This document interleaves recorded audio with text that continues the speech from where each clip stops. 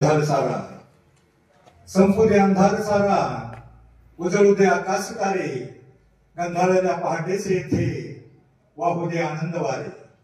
जाग यावी सृष्टीला की, जाग यावी सृष्टीला की, होऊ दे माणूस जागा. मार्ग सारे स्वच्छ व्हावे आणि मने ही साफ व्हावी, ही सकाळ रोज यावी. माणसाचा देव व्हावा, माणसाचा देव व्हावा. विद्यालयाचे गुरुदेव आणि तुम्हा बालमूर्तींना ज्ञानेश्वर बिडगुलेचा मनापासून मनपूर्वक नमस्कार. मुलांनो, फळा फुलांचा मळा पाहिजे, आनंदाचा सोहळा पाहिजे. गावात जेवढं कमी असतील तरी चालतंय, परंतु सुंदर अशी एक शाळा पाहिजे. तशा तुमच्या सुंदर अशा शाळेतील तुम्हा सर्व बालमूर्तींना परत एकदा नमस्कार. खरं तर सर, आमच्या 70 पेक्षा 35 ची पिढी हुशार आहे. 35 पेक्षा ही 15-16 ची 10-12-15-16 ची 17 पर्यंतची पिढी हुशार आहे. पण भानगड काय झाले, जरा जास्तच हुशार आहे. जे चांगलं ते त्यांच्यापर्यंत पोहोचत नाही, पोहोचलं तरी डोक्यामध्ये घेत नाही. बघा, संतांचे विचार आज 700 वर्षानंतर प्रत्येक गावामध्ये कीर्तन, भजन, हरिपाठ, प्रवचन, काकडा याच्यामध्ये अभंग गायले जातात आणि ते ताजे तवाने वाटतात. सुंदर ते ध्यान, रूपभार आलोचनी, एवरेश रोप, अवघाची संसार, जे का रंजले गांजले, 700 वर्षानंतर ताजे तवाने वाटतात. हे या पिढीपर्यंत पोहोचत नाही. पण यांच्या पर्यंत काय पोहोचतं? डीजेचा आवाज. काय डीजेची गाणी असतात. डीजेचं गाणं एकच वर्षी येतं, दुसऱ्या वर्षी गायब होतं. मला सांगा मुलांनो, 7-8 वर्षापूर्वी एक बाईंनी ऐदोस घातला होता. कोण बाई होती ती? शांताबाई. परत दिसली का? मग परत दिसत नाही ते तुमच्या डोक्यामध्ये बसतं. जनाबाई, मीराबाई, बहिणाबाई, मुक्ताबाई आणि बहिणाबाईंच्या कविता मास्टर डिग्री पर्यंत तुम्हाला अभ्यासाला असतात. ज्ञानदेवाचे अभंग 7वी 8वी इंग्लिश मीडियमला आहेत. मग या अभंग या शब्दाचा अर्थ असा आहे, आयुष्यामध्ये ज्याचे 1-2 अभंग पाठ असतील त्याचे जीवन कधीच भंग होणार नाही. हरिपाठामध्ये 38 नंबरचा अभंग आहे. ज्याला 2 अभंग पाठ करायची इच्छा असेल त्याला मी मोफत हरिपाठ देणार आहे. वर्षातून फक्त 2 अभंग पाठ करायचे आणि त्या 2 अभंगाचा अर्थ फक्त डोक्यामध्ये घ्या. तुमचं जीवन कधीच भंग होणार नाही. हे मी तुम्हाला बॉन्डवर लिहून देतो. हरिपाठामध्ये 38 नंबरचा अभंग आहे, अवघाची संसार सुखाचा करीन, आनंदे भरीन तिन्ही लोक. काय अर्थ होतो याचा? अवघाची संसार म्हणजे कोणाचा म्हटलंय? पप्पा, मम्मी, गुड्डी, नुटू चव्हाणचं म्हटलंय का? अवघाची संसार म्हणजे अख्ख्या विश्वाचा, जगाचा संसार म्हटलंय. आणि आनंदे भरीन तिन्ही लोक म्हणजे स्वर्ग, मृत्यू, पाताळ सगळीकडे आनंद निर्माण करील. अभंगाच्या एका चरणाचा अर्थ 4 चरणाचा फक्त 4 ओळीचा अभंग असतो. एका चरणाचा अर्थ एवढा मोठा असतो. तो अभंग डोक्यात घेऊन तुम्हाला तो व्यापक स्वरूपाचा अर्थ तरी नाही करणार. मर्यादित स्वरूपाचा स्वतःचा संसार सुखाचा करायचा आहे, एवढं जरी कळलं तरी फायदा. दुसरा अभंग आहे सावता महाराज. नाव ऐकले का? सावता महाराजांचा अभंग आहे. सावता महाराजांचं गाव आरण पंढरपूर पासून सोलापूर रोडच्या अलीकडे आहे. 25 किलोमीटर गाव असतानाही सावता महाराज कधी पंढरपूरला गेले नाही. पण आपल्या शेतामध्ये काम करता करता ते विठ्ठलाचं नाम घ्यायचे, विठ्ठलाचं गुणगान गायचे, भजन करायचे आणि त्यांच्या त्या भक्तीला वाळून विठ्ठल त्यांना शेतामध्ये भेटायला आला. आणि मग सावता महाराजांचा अभंग आहे कांदा मळा भाजी, अवघी मिठाई माझी, लसूण मिरची कोथंबिरी, अवघा झाला माझा हरी, मोठ नाळा विहीर दोरी, अवघी व्यापली पंढरी, सावता म्हणे केला मळा, विठ्ठल पायी गोविंदा गळा.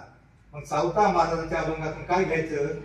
अवघाची संसार मग कसा स्वतःचा संसार सुखाचा करायचा आहे हे वाक्य घ्यायचं. तसं सावता महाराजांनी आपला देव कशात पाहिला? आपल्या शेतामध्ये कांदा मुळा जे पीक लावायचं, त्याला पाणी द्यायचं, मोठ टाकायची, म्हणजे आपल्या वाट्याला जे काम आलंय त्याच्यामध्ये सावता महाराजांनी देव पाहिला. मग मला सांगा, सावता महाराजांनी आपल्या कर्मात देव पाहिला. मग तुमचा देव सध्या कशामध्ये आहे?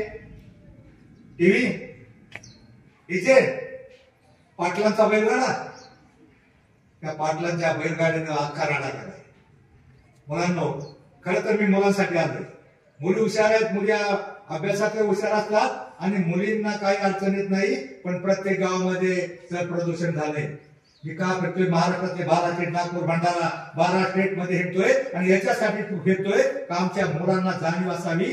कारण प्रत्येक गावामध्ये मी एका वधूवर सूचक केंद्राचा सदस्य आहे. प्रत्येक गावामध्ये 10 ते 12% मुलांची लग्न होत नाही. आणि ती कोणती? जी आता करिअर करत नाही, अभ्यासामध्ये टंगल मंगल करतात, 4 दिवस पाटलाचा बैलगाडा आणि तिकडेच राहणा करतात आणि पर्यायानं 4 दिवसाचा अभ्यास गळपाट होमवर्क मागे राहतो, तो मुलगा ऑटोमॅटिक मागे पडतो, आपलं करिअर होत नाही. आणि म्हणून मुलांसाठी मी आलोय. अजून ह्या जीवनामध्ये तुमच्या 2 तास, मला 1 तास लागत असतो, मला थोडा वेळ झालाय. जीवनामध्ये तुमच्या 2 तास महत्वाचे असतात. कोणता? अजून 10 वर्षानंतर तुम्ही 25-27 व्हाल, तो 1 तास आणि आत्ताचा 1 तास. आत्ताच्या 1 तासामधला एक चांगला सकारात्मक विचार तुम्ही घेतला तर तुमचा तो तास महत्वाचा होईल. दुसरा तास कोणता? अजून 10 वर्षांनी तुम्ही 25-27 व्हाल आणि मग तुम्हाला वाटल कुठेतरी बावली शोधावी, तुमचा वडील कुणीतरी शोधल किंवा तुम्ही शोधाल आणि ती उभी केली जाईल समोर आणि मग ब्राह्मण काका मोठ्या नारळ देईल, म्हणजे पडदा जायला धरला जाईल आणि ब्राह्मण काका गजर करत शुभमंगल सावधान. हे तुमचं शुभ व्हायचं असेल मंगल, आता सावधान व्हा, आतापासून करिअर करा. तुम्हाला असं वाटत असेल अरे आम्ही गरीबाचे, आम्ही गरीब हुशार, मी गुटका, मी काळा, मी नक्का, मी कसा मोठा होणार? नक्काय मोठा होणार आणि गुटका काळा तर जास्त मोठा होणार. तुम्हाला माहिती भारताच्या राष्ट्रपती काय नाव आहे त्यांचं? काय नाव? भारताच्या राष्ट्रपतींचं नाव काय? द्रौपदी मुर्मू. कोणत्या रंग आहे त्यांचा? देवानं कोणता रंग दिला आहे? कोणत्या जमातीचं? म्हणलं आदिवासी समाजातील जन्मलेली एक मुलगी 6व्या वर्षी आई वडिलांचं निधन होतं खाणीमध्ये, अनाथ आश्रमामध्ये शिकून ती टॅलेंट पाजळते, इतकं मन लावून अभ्यास करते आणि राष्ट्रपती बनते. तुम्ही मीराबाई नाव ऐकले का? मीराबाई का फक्त शांताबाईच ऐकले? मीराबाईचं एक भजन आहे बघा. या भजनातून तुम्ही काय घ्यायचं? 2 वेळ माग म्हणाल का? म्हणाल का माग? जैशी लागी लगन म्हणा, मेरा हो गई मगन, वो तो हरी हरी हरी हरी गुण गाने लगी. काय घ्यायचंय आवड? तुम्ही याच्यासाठी म्हणायला लागलं का मीराबाईला श्रीकृष्णाच्या भक्तीची एवढी आवड, गोडी निर्माण झाली होती, तशी गोडी जर तुम्हाला अभ्यासाची निर्माण झाली. आता तुम्हाला मीराबाईचं भजन मी म्हणायला लावल्यावर 1-2 मुली नुसत्या गालात असल्या. आता मी कुठं तुम्हाला मुन्नी बदनाम होई म्हणायला सांगितले?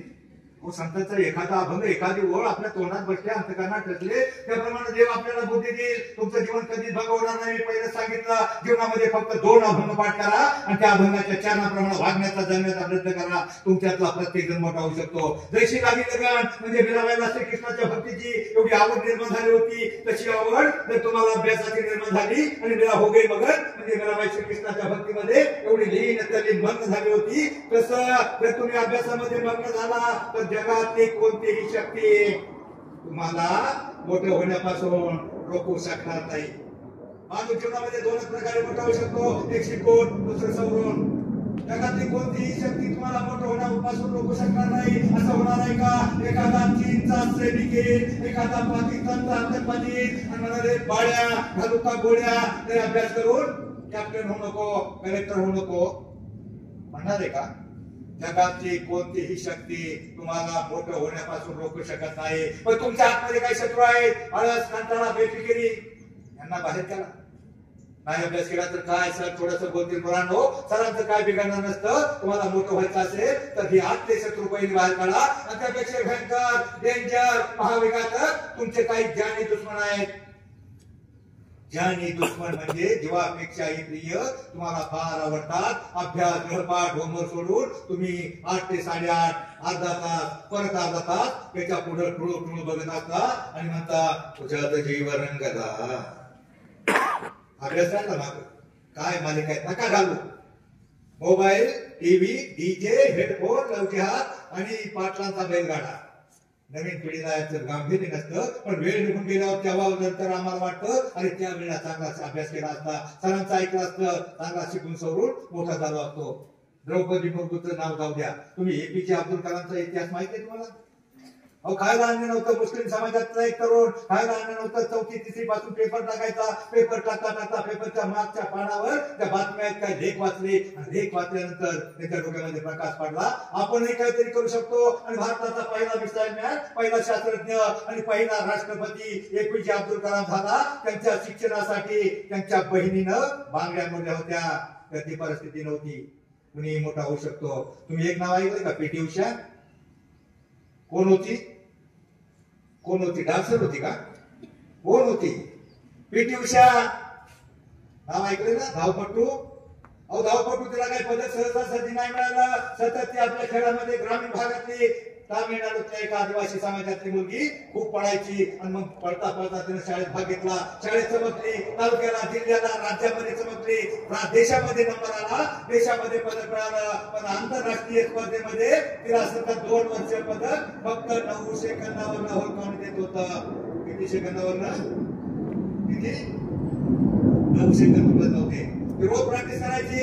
तामिळनाडूचं तिथं गावापासून दुसऱ्या गावापर्यंत जायचं 5 किलोमीटर, परत मागे करायची, जाऊन येऊन 10 किलोमीटर, रोज सराव करायची. तरी तिथे 9 सेकंद उरत नव्हते. पण एकदा काय झालं, एक दिवस जशी त्या पलीकडच्या गावामध्ये गेली, त्या गावातून माघारी फिरली आणि जशी माघारी फिरली तशी त्या गावामध्ये कुत्र्यांची कळवण लागली होती. कुत्र्यांची कळवण पाहिजे का कशी धावतात? कुत्र्यांची कळवण लागलेली असताना एक कुत्र तिच्या मागं आलं आणि बाकीची कुत्री त्या कुत्र्याच्या मागं पळाली. तिला असं वाटलं काही सगळी कुत्री माझ्या मागे लागली आणि मग त्या कुत्र्याच्या भ्यानी ती पीटी उषा चिंगाट पळाली, गुंगाट पळाली, दंगाट पळाली. 9 सेकंद सोडा, 15 सेकंद तोडले. किती सेकंद तोडले? आणि पहिल्या वर्षी भारताला स्वर्ण पदक मिळालं. आणि मग तुम्हाला याच्यातून काय घ्यायचं? ती जीवाच्या आकांतानं पळाली. जीवाच्या आकांतानं पळाली. तसं तुमच्या माग करिअरचं कुत्र लागलं पाहिजे. तुम्ही करिअर घडवलं पाहिजे आणि करिअर घडवलं तर तुमचं शुभ आणि मंगल होणार आहे. तुमचा ज्ञानदुष्वण टीव्ही काय त्याच्यातून शिकायचं? काय मालिकाची हेडिंग असतात आणि ते हेडिंग डोक्यात घेतलं ना तर तुमचं हेड खराब होईल. उलट्या हाताने खातं ते माझ्या नवऱ्याची ती शोधायची का आपल्याला? नका बघू. टीव्हीचा टाइम तुमचा शिक्षणाचा टाइम आहे, अभ्यासाचा टाइम आहे. जीवनातला अभ्यासाचा गेलेला 1 आठवडा, 1 तास याप्रमाणे धनुष्यातून सुटलेला बाण परत माघारी फिरू शकत नाही. त्याप्रमाणे 1 तास सुद्धा परत येत नाही. म्हणून अभ्यासाचा वेळ, करिअर करण्याचा वेळ, यावेळी करिअर करा. तुमच्यातला प्रत्येक जण मोठा होऊ शकतो. परंतु हे जाणी दुश्मन आहेत. पहिला टीव्ही, दुसरा मोबाईल, तिसरा डीजे. त्या डीजे पुढे नाचून तर पोरं बरीच कामातून ती 10% लग्नाचे राहिलेत ना, ते डीजे पुढे आणि बैलगाड्या पुढेच राहिले. माझी विनंती आहे, पहिलं करिअर करा, मग डीजे पुढे नाचा, नंतर नाही तर बैलगाड्या पुढे नाचा. पहिलं करिअर करा, पहिली नोकरी मिळवा, काहीतरी स्वप्न बघा. कोणतं स्वप्न बघा? तुम्हाला स्वप्न पडतात का? मोठी स्वप्न बघा, मोठी स्वप्न बघा, जीवदार स्वप्न बघा, काहीतरी जाण आहे अशी स्वप्न बघा. मला कलेक्टर व्हायचंय, मला राष्ट्रपती व्हायचंय, मला APJ अब्दुल कलाम किंवा मला कल्पना चावला प्रमाणे अंतराळावर व्हायचंय. मोठी स्वप्न बघा. तुम्ही जर कलेक्टर व्हायचं स्वप्न बघितलं, कुठेतरी तहसीलदार व्हा. आणि तुम्ही जर राष्ट्रपती व्हायचं स्वप्न बघितलं तर कुठेतरी पती व्हा. राष्ट्र राहिलं बाजूला. म्हणून तुमच्यासाठी एवढंच सांगतो, आपलं करिअर महत्वाचं आहे. करिअर सोडून कोणत्या पुढाऱ्याच्या मागं पुढे फिरू नका, बैलगाडा नका, डीजे नको, टीव्ही, मोबाईल. आणि त्या मोबाईलमुळे मला खोल घात नाही. मला सांगा, तुमच्या घरामध्ये लहान बाळ रडत असलं, कोरोनाच्या काळानंतर त्या मोबाईलची 7 वर्षाची पिढी बाद केली. बाळ रडत असलं तर आई हातामध्ये मोबाईल देते. त्या मोबाईलची लाइटिंग एवढी प्रकारे वेगळी असते, त्या लहान बाळाच्या डोळ्याच्या आवड एवढी नाजूक असतात. माझ्या एका मित्राच्या 7 वर्षाच्या पोराचे डोळे इतके. 7 वर्षामध्ये चष्मा लागला तर आम्ही कसा आमचा भारत, आम्ही 15 ऑगस्ट 26 जानेवारीला एक स्फूर्ती गीत गातो. कोणतं स्फूर्ती गीत गातो? बल सागर भारत हो म्हणा. जीवनाचा भवसागर करून जायचा असेल, तुम्हाला 2 गोष्टी आल्या पाहिजेत. तुम्हाला बोलता आलं पाहिजे आणि गाता आलं पाहिजे. उद्या तुम्ही मोठे व्हाल, ग्रॅज्युएट व्हाल, डिग्री घ्याल, डिप्लोमा काहीतरी कराल, एखाद्या ठिकाणी इंटरव्ह्यूला जाल, तुम्ही हुशार आहात, तुम्हाला सगळं येत असतं.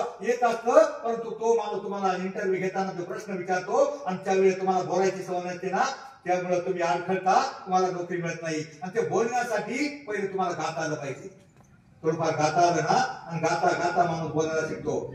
अभंग संतांच्या साहित्यामध्ये फक्त अभंग नाही, पदे, दोहे, उभ्या, श्लोक, गवळण, भारुड अनेक प्रकार आहेत. त्याच्या चाली त्या डीजेच्या, ऑर्केस्ट्राच्या, सिनेमाच्या गाण्यापेक्षा चांगल्या असतात, पण त्या तुम्ही डोक्यात घेत नाही. आता तुम्ही मला एवढंच सांगतो, शेवटला जाता मला वेळ थोडा दिलेला आहे, म्हणून एवढंच सांगतो, तुमच्यातला प्रत्येक जण मोठा होऊ शकतो.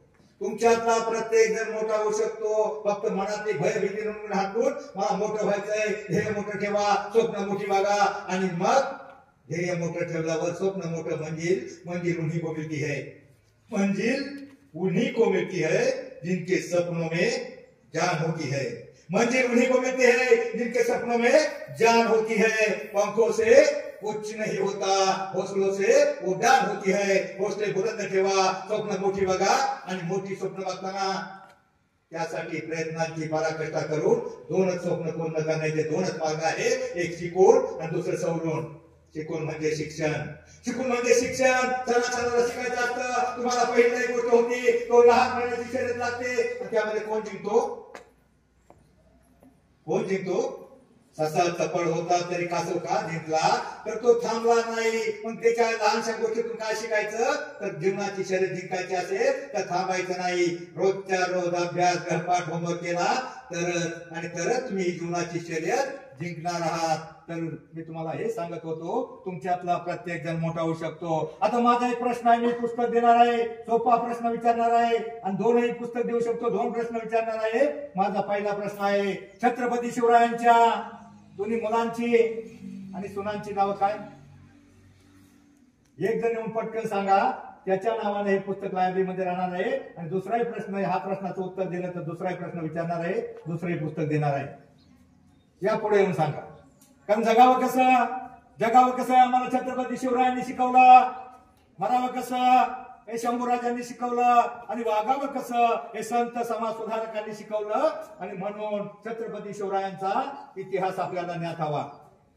छत्रपती शिवरायांच्या दोन्ही मुलांची आणि सुनांची नावं आपल्याला माहित पाहिजेत। माणसाला जीवनामध्ये यशस्वी व्हायचं असेल तर माणसाजवळ आत्मविश्वास हवा, आणि तो आत्मविश्वास मिळवण्यासाठी थोडा तरी शिवरायांचा आणि संतांचा इतिहास ज्ञात हवा।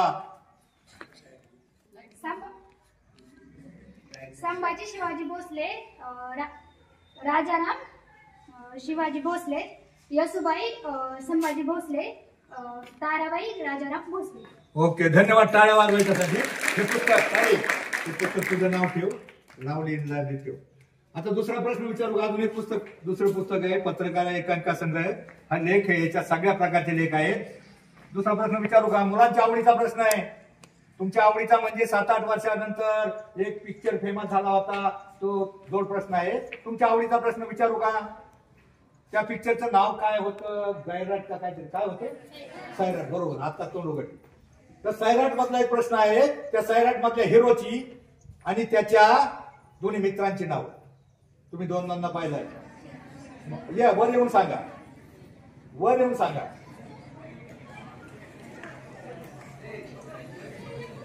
बघा, या पिक्चर मध्ये चांगला संदेश द्यायचा होता, जातीपाती उच्चनीच भेदभाव, पण त्या संगीतकारांना अशी कमाल केली आणि अशी गाणी वाजवली आणि मग आमच्या पोरी याड लागले म्हणायला लागल्या। काय नाव? प्रदीप आणि संदीप आणि अजून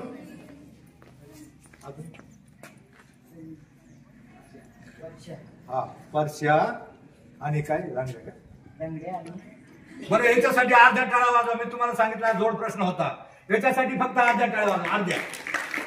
त्याला जोड प्रश्न असा आहे बाळा, आपल्या भारतामध्ये मुलींना शिक्षणाची संधी उपलब्ध करून देणाऱ्या क्रांतिज्योती सावित्रीबाई फुले आणि विद्येविना मती गेली, मतीविना निते गेली, नितेविना वित्त गेले, वित्ताविना शूद्र खचले, अवघे अनर्थ या विद्येने झाले, ते महात्मा फुले। आणि ज्यांनी भारताची घटना लिहिली ते डॉक्टर बाबासाहेब आंबेडकर यांच्या मानसपुत्राचं नाव काय बाळा?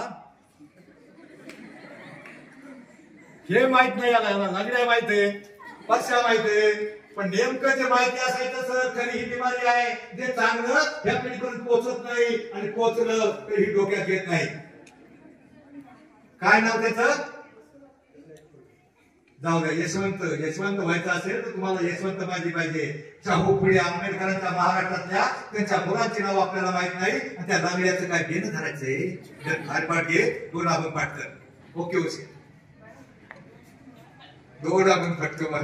मुलांनो, फक्त मी तुम्हाला एवढं सांगतो, जे चांगले शाळेत रोज जाता ते ज्ञानबिंदू मिळवा, हृदयात आपल्या या देशाभिमान ठेवा, प्रसिद्ध मान राखा, घेऊ नका विकार, नव हिंद विभागाचे तुम्हीच शिल्पकार, या भारताचं भविष्य तुम्ही आहात।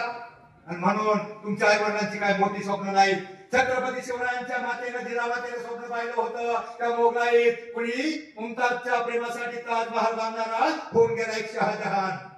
त्या पेशवाईत पेशवाई तुला मास्तरांच्या प्रेमासाठी राजमहाल बांधणारा होऊन गेलाय बाजीराव, पण फक्त मराठेशाही आपल्या मातेच्या स्वप्नपूर्तीसाठी स्वराज्य निर्माण करताना 360 किल्ले बांधणारा एकच राजा होऊन गेला, आणि तो म्हणजे छत्रपती शिवराय.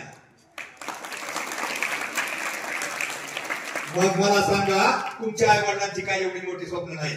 तुम्हाला पुढे किल्ला बांधायचा नाही, माझी प्रमुखाप्रमाणे तुम्हाला खिंड लढवायची नाही, तुम्हाला त्या भगतसिंगाप्रमाणे फाशी जायची नाही, तुम्हाला फक्त एवढंच करायचंय. तुमच्या आई वडिलांची फार लहान स्वप्न आहे. तुम्हाला घडवण्यासाठी तुमच्या आई वडिलांनी काय कष्ट घेतले. लहानाचं उष्ट खरकट काढलं, बालवाडी, अंगणवाडी, प्राथमिक शिक्षण, हायस्कूल, कॉलेज. 20 वर्षाचे तुम्हाला घडवताना 20 वर्ष लागली, पण ते 20 वर्षाचे घडलेले तुम्ही जर एखाद्या डीजे पुढे वारातीमध्ये एखाद्या पुढाऱ्याबरोबर धाब्यावर जर बिघडलात तर त्यांची स्वप्न काय छोटीच आहे. फक्त त्यांना एवढंच वाटतं, आमची बाळ शाळेत जातील, अभ्यास करतील, गृहपाठ करतील, होमवर्क करतील, शिकतील, शिकून सवरून आमच्या घराण्याचं नाव काढतील, साहेब बनतील, आमच्या म्हातारपणाची काठी बनतील. पण तुमच्या आई वडिलांची बस एवढी स्वप्न पूर्ण करा. आणि त्या मोबाईलच्या नादामध्ये बरेच घोटाळे झाले. मला 1 तास लागतो, मला थोडा वेळ दिलाय म्हणून मी फक्त मोबाईलची एक स्टोरी सांगतो. कारण काय झालंय, पेरणे फाट्या सत्य घटना. पेरणे फाट्याची एक मुलगी, त्याला मोबाईलची एवढी आड तर ती 12वीला गेली, आणि 12वी 10वी ते 12वी 2-3 वर्ष मोबाईल आला. त्यांनी पुढे तिच्या चांगला मोबाईल पुढे घेऊन झोपायची गोधडी. आणि शाळेत निघाली, काय असं झालं, ती निघाली शाळेत, आणि मग ते गाणं, ते पिक्चर मधलं काय गाणं आहे, चालताना बोलताना मोबाईलच्या हातात, झोपेतही स्वप्नातही हेडफोन हिच्या काना. एक पोरगी शाळेत निघाली, मोबाईलच्या नादात मळ्यात पोचली. आई म्हणली काय होतं, काय शाळा नाही का? मग ती म्हणती यायला लागले का? मग काय झालंय, खुशात मुलगी 12वीची मुलगी पहिली पेरणे फाट्याची कॉलेजला गेली. वाघोलीच्या कॉलेजला सत्य घटना सांगतो 2016ची. त्या 2016ला मी या शाळेत आलो होतो. 2016ची घटना सांगतो. मोबाईल नवीन आला, ती पोरगी गेली, तिच्या बाबाने त्याला मोबाईल कॉन्टॅक्ट साठी घेऊन दिला. कॉलेजला जाते पोरगी, मोबाईल घेऊन गेला, आणि मोबाईल होता लहानसा. पण आपल्या समाजातली भारतीय संस्कृती भ्रष्ट आणि नष्ट करण्यासाठी एक जमात जपले. प्रत्येक कॉलेजच्या बाहेर 2-3 टापऱ्या असतात, आणि त्या टापऱ्या आतंकवादी देशातल्या लव जिहादच्या नावाखाली आपल्या देशातली कोणती एखादी गरिबाची पोरगी किंवा एखादी मुलगी पटून बाहेरच्या देशात त्या टपरीवर ती पोरगी मोबाईल चार्जिंग करायला गेली. त्या हिरोला नंबर कळला, त्याला 20,000 रुपये अप टू डेट मोटरसायकल दिली जाते. हिरोला नंबर कळला, आणि नंबर कळल्याच्या नंतर त्या हिरोनं त्या कोणती पोरगी साळसूट भोळी आहे, कॉलेजला आलेली नवीन पोरगी तो हेरत असतो. आणि हेरल्यावर तो म्हणला, अरे इतकी हँडसम, टॅलेंटेड, देखणी, हुशार, आणि एवढा हलका मोबाईल वापरते तू. ही पोरगी म्हणली, माझ्या वडिलांनी मला दिलाय, मला इनफ आहे, मला पुरेसा आहे. पण तो म्हणला, अरे तुझ्यासारख्या हँडसम ब्रिलियंट मुलीला कसला मोबाईल पाहिजे, अँड्रॉइड. आणि मग ती म्हटली, माझ्या बापाची ऐपत नाही.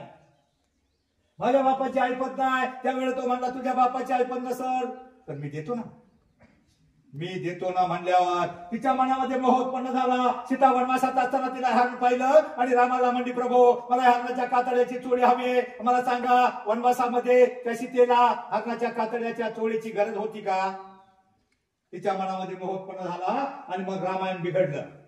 तसं त्या मुलीच्या मनामध्ये मोह उत्पन्न झाला, पण ती मुलगी नको म्हणली, माझ्या बापाला मला नको, माझ्या बापाला जर कळलं तर माझा बाप मला उभी कापी. तो म्हटला, तुझ्या बापाला कसं कळल? तुझा बाप तिकडे कुठेतरी शेतात कडमडत असेल, कुठेतरी घामाच्या धारा, रक्ताचं पाणी, हाडाचं काळ करत असेल कुठेतरी शेतात किंवा कंपनीमध्ये, त्याला कसं कळल? हा मुद्दा त्याला पटला. त्याला कळणार नाही हा मुद्दा पटला. मग तिच्या मनामध्ये थोडासा मोह उत्पन्न झाला, पण ती म्हणली, नको मोबाईल घ्यायला तुझ्या बरोबर पुण्याला यायचं म्हणल्यावर मला भीती वाटते. मग तो म्हटला, त्याला तो डायलॉग आणला, प्रसिद्ध डायलॉग आणला. तो म्हणला, सोनू तुझा माझ्यावर भरोसा नाही का? सोनूचा बिलकुल भरोसा नव्हता. पण तिच्या मनामध्ये त्या सीतेप्रमाणे मोह उत्पन्न झाला होता. आणि मग ती तयार झाली, पुण्याला गेले. थोडक्यात फास्ट सांगतो, शॉर्ट मध्ये सांगतो. पुण्याला गेले, 20,000 रुपये नेले. तुम्हाला गणित येते ना? 20,000 रुपये नेले, 18,000चा भारी मोबाईल घेतला. किती उरले?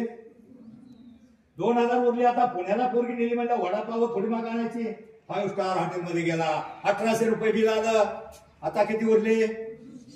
बसनी यायला 40-80 रुपये लागत होते. 200 उरले.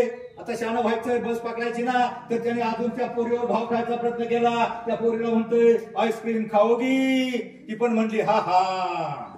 बॉम्बाला 180 रुपये गेले. आता किती उरले? 20 रुपये उरले.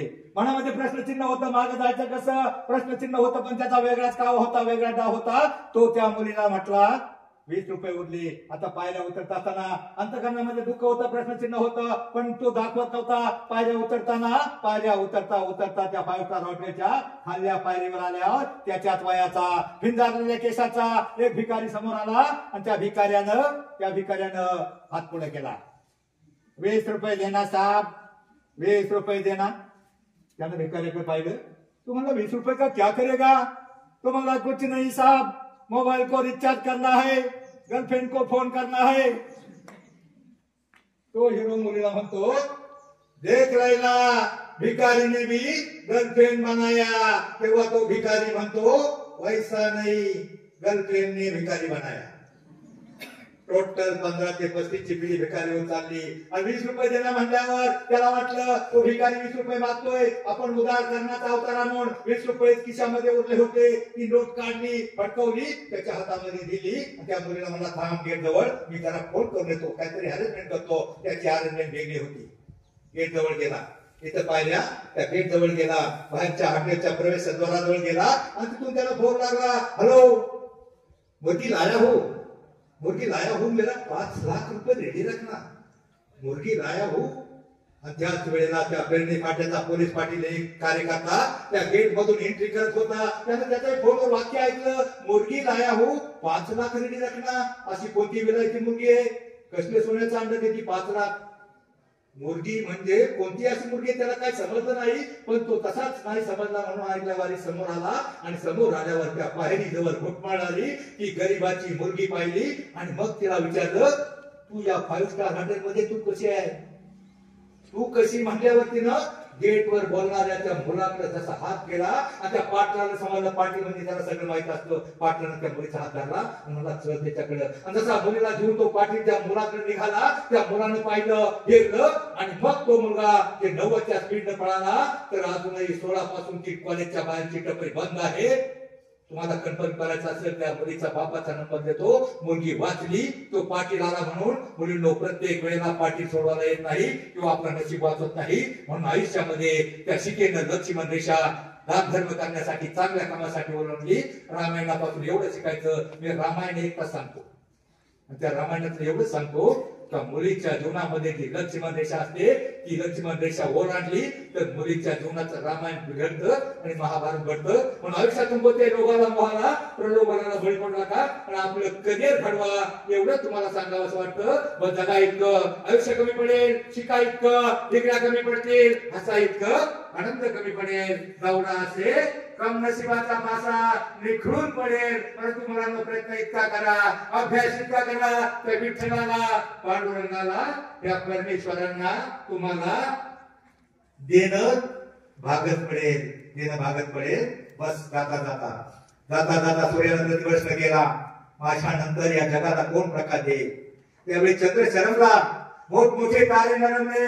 एक पंथी समोरून म्हणाली, प्रभू माझ्या परीनं मी नक्की प्रयत्न करेल. त्याच वेळेला 45 वर्ष पत्रकारिता करणाऱ्या माझ्यासारख्या एका ध्येयवादी पत्रकारांनी ठरवलं कुठंतरी काजव्यागत जाऊन चमचमेल आणि अज्ञानाच्या अंधाराला प्रकाशाचं अस्तित्व दाखवूनच थांबेल. जय हिंद, जय महाराष्ट्र.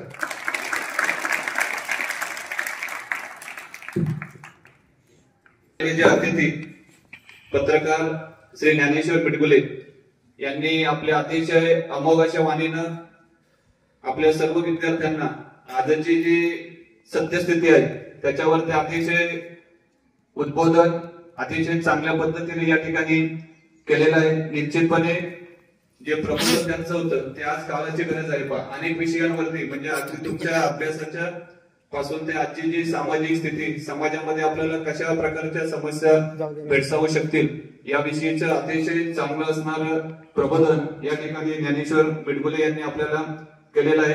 तर त्यांचा एक छोटासा फुल देऊन आपल्या विद्यालयाच्या वतीने या ठिकाणी सन्मान होतोय. मी विद्यालयाचे ज्येष्ठ शिक्षक श्री काळे सर यांना विनंती करतो की आपण या ठिकाणी त्यांना एक फूल देऊन त्यांचा एक छोटासा सन्मान आपण या ठिकाणी करायचा आहे. मी त्यांना विनंती करतो की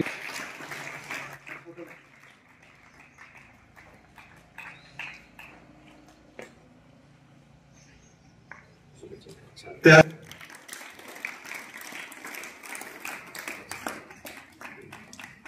विद्यार्थी मित्रांनी घालवलेले आहेत आणि तुम्हा सर्व विद्यार्थ्यांना आपण त्याचा प्रत्यय आपल्याला आलेला आहे की अतिशय आपल्या सुबोधाच्या वाणीतून ज्यांनी आपल्याला या ठिकाणी मार्गदर्शन केलं, आपलं प्रबोधन करण्याचं काम केलं, त्यांनी आपला बहुमूल्य वेळ या आपल्या विद्यालयासाठी दिला, विद्यार्थ्यांना या ठिकाणी प्रबोधन करण्याचं काम केलं, ते श्री ज्ञानेश्वर पडगुले यांचा या ठिकाणी मी विद्यालयाच्या वतीनं आभार व्यक्त करतो. आणि त्याच पद्धतीने त्यांच्या समवेत आलेले श्री दत्तात्रय भुजबळ यांनी देखील आपला वेळ या ठिकाणी दिलेला आहे, त्यांचं देखील मी विद्यालयाच्या वतीनं आभार या ठिकाणी व्यक्त करतो.